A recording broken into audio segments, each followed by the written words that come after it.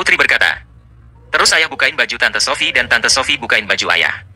Kejadiannya sama persis kayak yang ibu lakuin sama Om Tony, itu loh Bu pas ayah Lee kerja di kapal persiar. Persis dengan apa yang dialami Putri.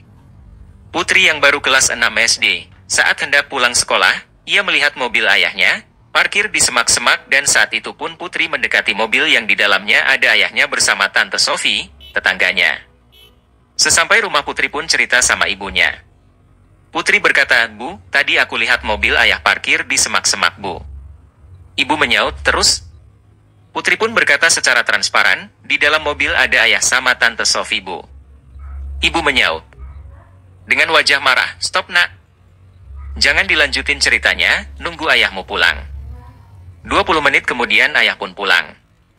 Ibu berkata, "Nak, ceritakan apa yang kamu lihat tadi, Nak." Putri berkata, "Tadi aku lihat mobil ayah parkir di semak-semak, Bu."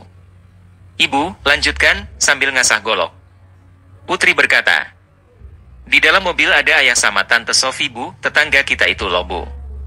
Ibu, teruskan Nak, sambil ngibas-ngibas golok. Mendengar hal itu, ayahnya pun panik keringat dingin bercucuran.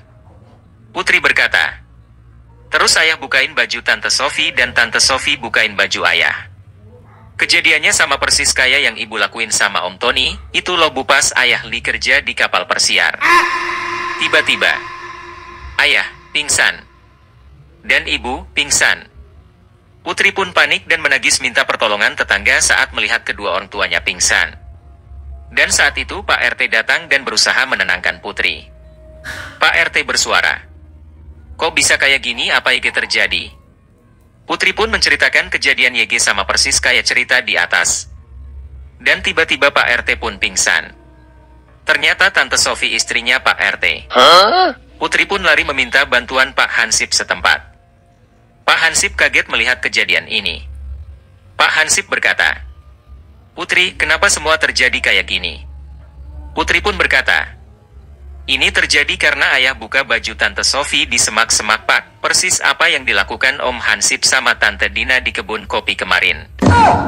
Tiba-tiba Pak Hansip lari ketakutan dan lari dari kenyataan, lari dari tanggung jawab sebagai tugas keamanan. Cerita pun selesai dan akan dilanjutkan 2040 nanti.